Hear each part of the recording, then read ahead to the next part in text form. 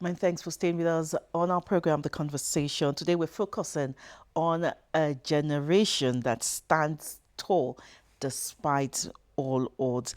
We're talking about the vibrant, the innovative and determined youths of Lagos and Nigeria at large. Our topic is resilient youth and future challenges, which explores how young people are navigating economic realities, digital transitions, and of course, evolving societal expectations while shaping the future of our state and country. Joining me this morning is a young voice who represents these resilience in action. Sherifat Umar, a member of the Lagos Youth Parliament. You're welcome. It's a pleasure to be here today. Thank you. You have to speak up. Okay? It's a pleasure to be here today. Thank you so very much for having me today. Okay, you're welcome, Sherifat. When we talk about resilient youth, what does that mean to you? Thank you. Now, I'm going to come from a perspective of an individual as a youth myself. When we say resilient youth, we tend to always say people who would show up, stand up, even when it's not making sense, regardless of the situation. Either you've fallen 5 times, 10 times, you still have that notion that regardless of that fall pit, you still have to stand up and continue moving. So that is what I try to see as a resilient, that's how I see a resilient person.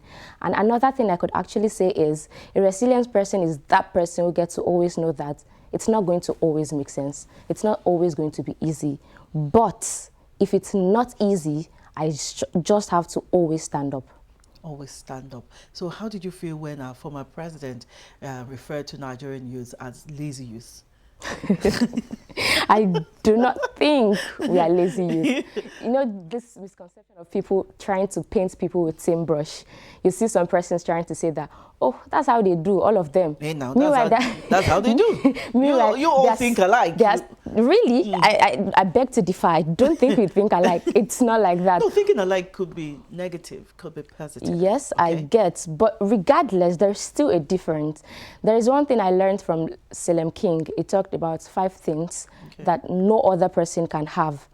You can see similarities from somebody. Yes, somebody might possess some of the things you possess, might think the way you think, but then there's always going to be a difference. And the first thing is your education. If you see somebody who is doing the same thing you are doing, but the educational level you have is different from that person's level. If you see that person's interest, it is different from your own interest. You guys have similarities here, but some of these things, there are different things that this person will possess that you will definitely possess. Even twin, they are different.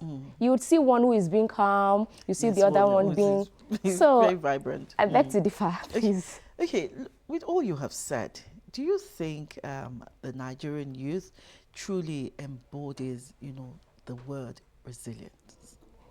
Yes. How? Thank you.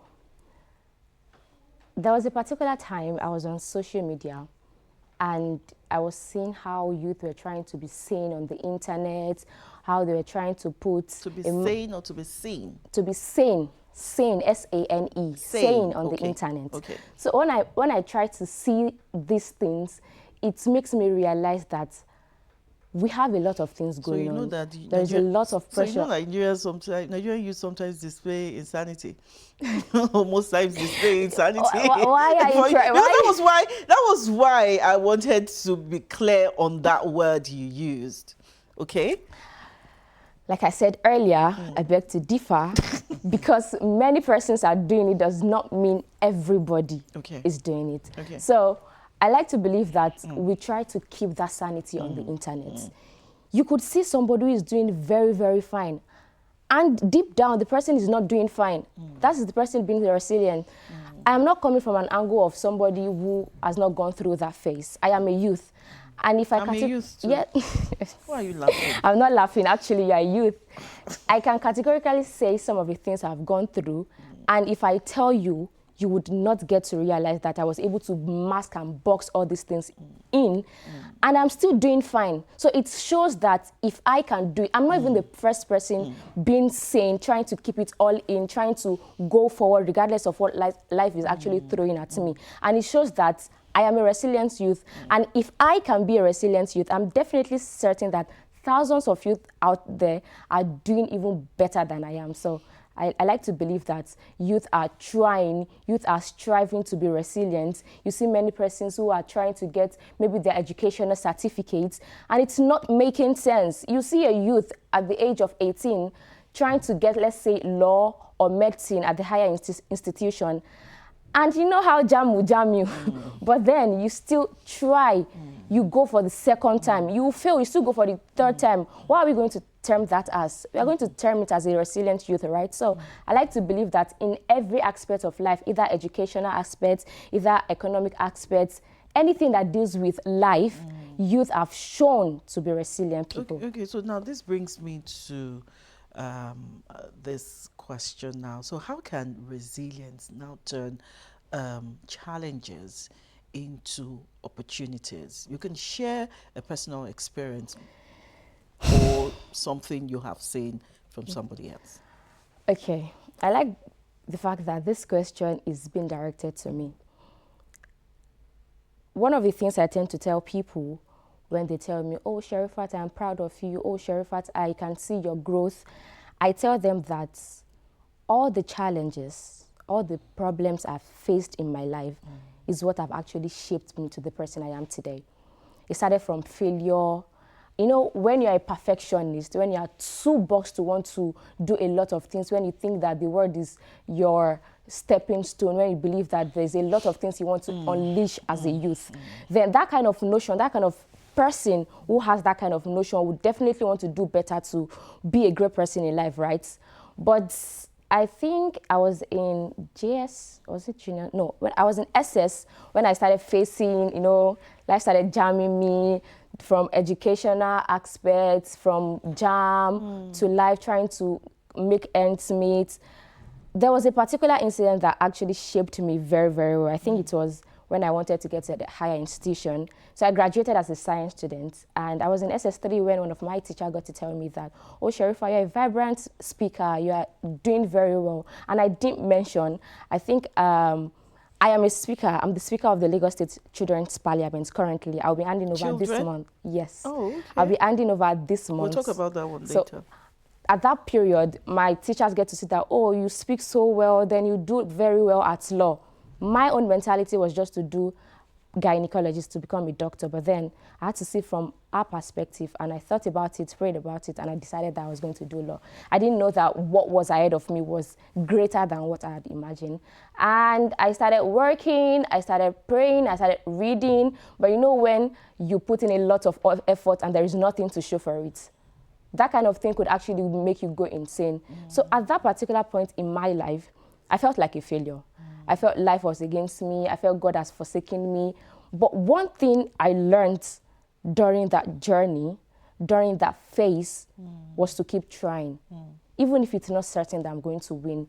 Because another thing again is, success might actually not come from you achieving that particular goal. The growth, the learning, the process is shaping you to who you don't even think you will become.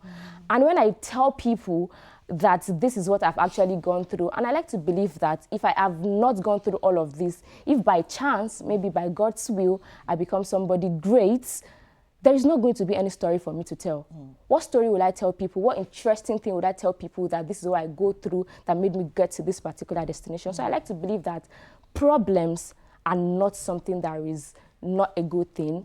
It's just the only thing we can just do as human, as youth, is that we should pray to God to not give us a problem that will be beyond us, because that problem is shaping you to who you are becoming, to who you would become, to who you definitely look back and say, I'm very grateful that I didn't give up. So I like to believe that all these problems shaped me, and we should not for any reason say we do not want to have problems in our lives. I like the fact that you've highlighted some of the key lessons, you know, one can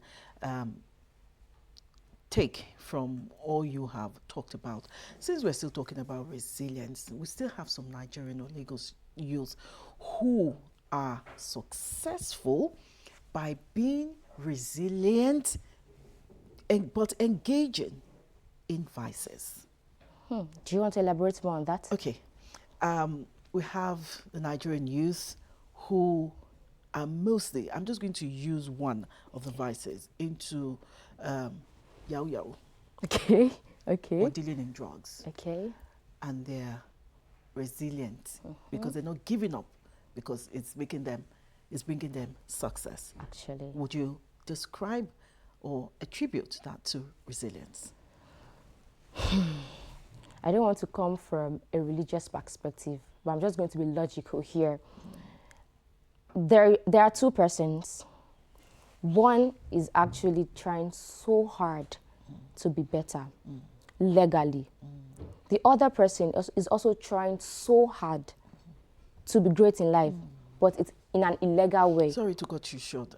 You know, Nigerian youth are like you said, I shouldn't generalize, but from what I say, from my own end, what I say is that there's this get rich quick, Yes, mentality. That's actually true. Okay. So I tell people that your destination and my destination is different. But the truth is, the only similarities is there is a destination for both of us. But when I'm going to get there, it's different from yours. When you will get there, it's different from mine. So if I already have that mentality that your journey is different from my journey, I do not see a reason, I do not see a need to why I should get it quickly. Okay. And another problem that I would say for that get rich thingy is because of the pressure outside. Please, as a youth, what is that pressure? No, My friend is doing it, I want to do it. I need to understand My friend that is pressure. rich, my friend is trying to be a better person. My friend owns a Lexus 360, 350. Definitely I have We to have had my pressure own too. there too. Yeah, we have pressure, but it is, maybe, would I say parental upbringing, because there are a lot of persons who do not even have good parental upbringing, and they are doing very well. And there are even Some some don't who even have parents. Exactly. So I don't actually get to see if this is the main problem. Okay. But what I can actually get to say is, as an individual, you just need to look yourself personally. You need to identify what works for you and what doesn't work for you. Let's take one of the skills as an example. Let's say maybe video editing, because you believe that in this digital world, people are making money from video editing, then you want to venture into it. It works for me. It might not work for you. The same process will get to achieving that thing might be different. You want to cook jollof rice, I'll cook jollof rice, but the process is different. So know what worked for you, know your journey, know what God has ordained you to do in this life. If you have all of this figured out, I don't think if you see your friend owning, let's say, a building, owning a car, that should even, it should ginger you to want to do better, right? But it shouldn't be that part where you have to measure your growth. I have a lot of friends who are doing better than I am. I see their work. Depends on what you call better. actually, that's actually true. Depends on what you call I better. see them, but one important thing I have realized is I am happy for them. I learn from them. If there are things that I think I need to work more, them doing it is giving me that ginger to want to be better. But I am not asking or questioning God, why is my friend getting it at this point and I am also not getting it? Our journey is different in life. When we are able to identify that our journey is different in life, I don't think any pressure should actually pressurize us. Fantastic. Having engaged some youth in Lagos recently, and I tried to tell them that, look, we had our challenges while growing up, as in my own generation. And they tell me that, look, the economic realities of today is different from what, you know, we faced during our own time. True, So do you think there's something, or what government should, you know, concentrate on? We have unemployment, but this generation are not even concentrating on unemployment. They're taking the bull by the horn, and, you know, getting things done, which is what I admire about them. They're making businesses that they're coming up with businesses, creating businesses that my generation, we never even thought of it. We are looking at it now. We still can't believe, you know, it's a business. So what would you like to tell the government, you know, in order to help or assist those who still believe that unemployment, economic realities is still what is deterring them from being what they, Firstly, I am actually going to commend the Lagos State government. They are really, really doing a great job, from the eco-digital training. There have been a lot of training that they've actually done, but I still believe that there's still room for more. Yesterday, I was headed somewhere and I was on bike. This person is a Northerner. And I was discussing with my friend about something we learned in school. And I was so shocked to hear this Northerner actually answering my question. You know, we always have the misconception that, oh, because you are selling pepper, because you are not doing well, then you are not educated. The guy, the way he actually explained what we were saying made me realize that there are a lot of people with brilliant ideas, but they do not have the necessary resources to be better people. So what do I think the government can do? Firstly, as youth, we have skills.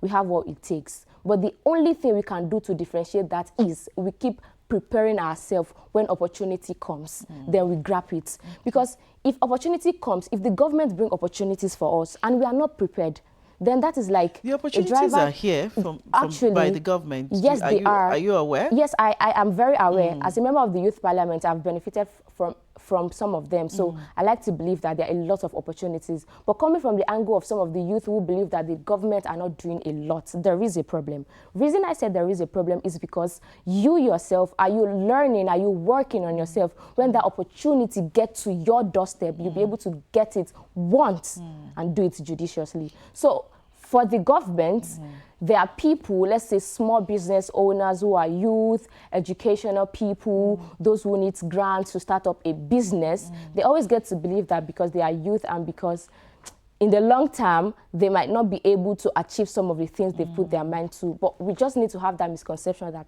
it could be better, it could be great. They just need some people just need a yes, just a support, just you holding their hand to get to that particular stage. And then you can see that there is light at the end of the tunnel. So the government could give in more opportunities, could give grants. Economic stability is one of the things that the youth are actually facing. So if they can give grant to them, if there's scholarship, there are people who are educationally inclined. Some people would make it through education, while some people would make it through the other way. It doesn't have to be white-collar jobs. So when we identify these two areas and we're able to get the necessary resources to help the youth get to that particular destination, and we differentiate that this is what we work for the white-collar people and this is what is going to work for those who are not educated. So if the government can actually look into it, I believe that as youth and leaders of today, Nigeria, Lagos State is going to be a state that other states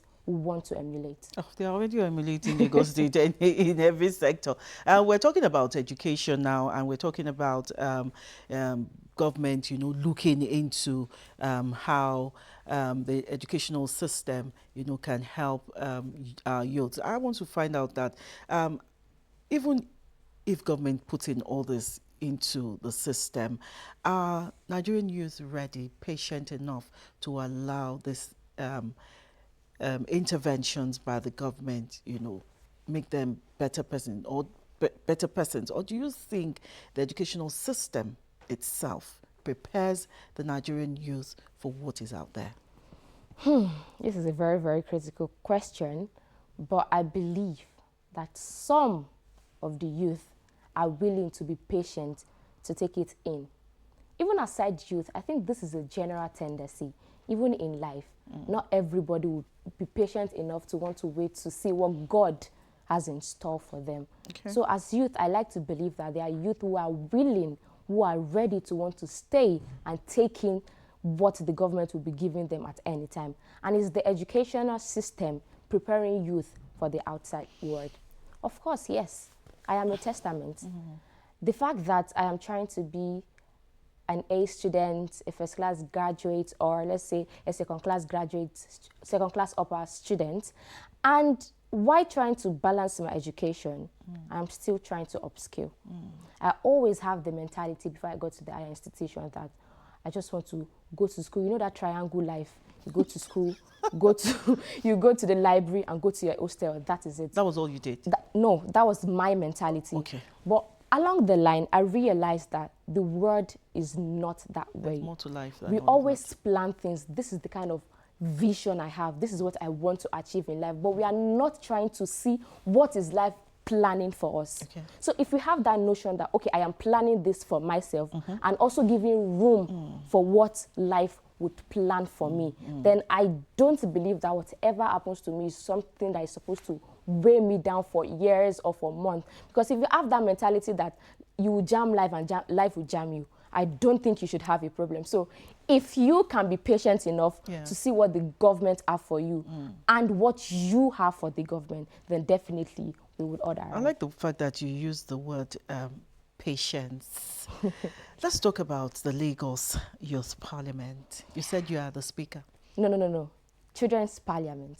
Lagos, oh, not This the one is youth parliament. Yes. So you so are, as the speaker, I had so this. is it okay to call you Madam Speaker? Please, I'm an adult. I'm no longer a child. So let's talk about the youth, the children's parliament. You know, as the former or outgoing, should Yes, I? Okay, yes, you outgoing can say speaker. outgoing. What did you do to ensure young voices are heard at policy making tables? Firstly, I will commend the Lagos State government for having this initiative, because having a children parliament shows that we want to catch them young. From children parliament, it will transition into the youth parliament and then to the national parliament. And how was I able to solve some of this problem that children are actually facing? Now, aside the fact that I'm the speaker of the Lagos State Children's Madam Parliament. Speaker, welcome. Please, don't worry, I'm an adult now.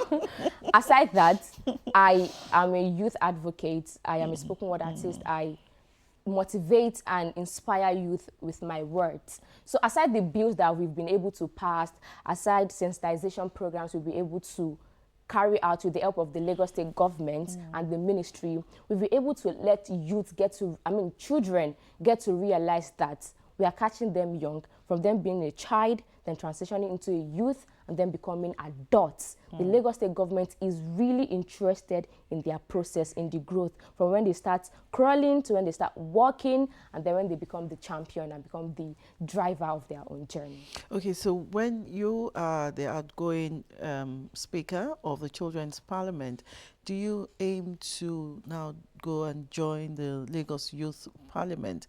I'm a member of the Youth Parliament. Yes, right now. Yes, I'm a member of the Youth Okay, Parliament right now. so what advice do you have for the Nigerian youth from all your, I don't want to say little experience, you from all your experience, you know, what advice do you have for the Nigerian youth concerning true resilience? I'll come from the angle of the Lagos State Youth Parliament. These people in the 6th Assembly are one of the greatest people I have met in my life, because these people have made me understand life from a different angle. I see people who are even resilient than I am, and I'm like, how are you doing it? So I want to commend the Lagos State government again for that initiative, from the Speaker of the Youth Parliament. Very short, but small but mighty. This lady is doing a lot to our majority leader, to every other person on the parliament. These people are really doing a lot, and they are showing that if they can do it, them being the mouthpiece of the youth can definitely get to emulate them and be better people. So they have actually demonstrated that we are resilient, and people are emulating them. The Lagos State government, they've also let them realize that they have a spot, they have a table in decision making. So having that initiative, being resilient, standing at the helm of affairs, letting you all get to realize that there are greater things for the youth. But if they were not ready, if they had not prepared themselves for this opportunity, I don't believe when they got the opportunity to be members of the youth parliament, they would have gotten in.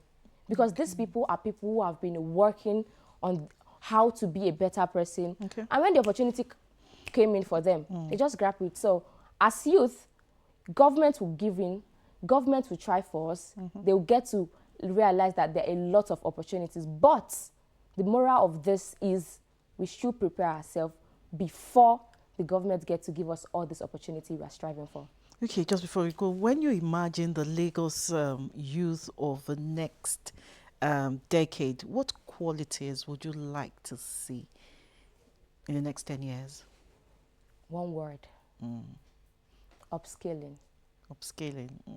Another word, resilient. Another word, patient. You can have every skill in life. You can be very, very great. But if you are not willing to continuously work on yourself, no man is an island. We learn every single day. You have a skill, you have a business, and you're not trying to work on that business. There's no how you are going to grow. You're just going to be stagnant. And you have a business you want to boom, you are not patient, definitely you are not ready for what is yet to come. So if you have that business, if you have that skill, work more on your skill, be patient, be resilient, and just leave God to do the rest for you. Work more on your skill, be patient, be resilient, and wait, leave the rest for God to handle for you. Thank you very much, Sherifa Umar, for sharing your insights and experiences. Resilience, as we've discussed today, is about adapting, is about innovating, and of course, leading a change. Again, thank you for joining us. It's a pleasure to be here today. Thank you. We'll go on a short break. When we come back, Ajibola is on standby for the next conversation. Do stay with us.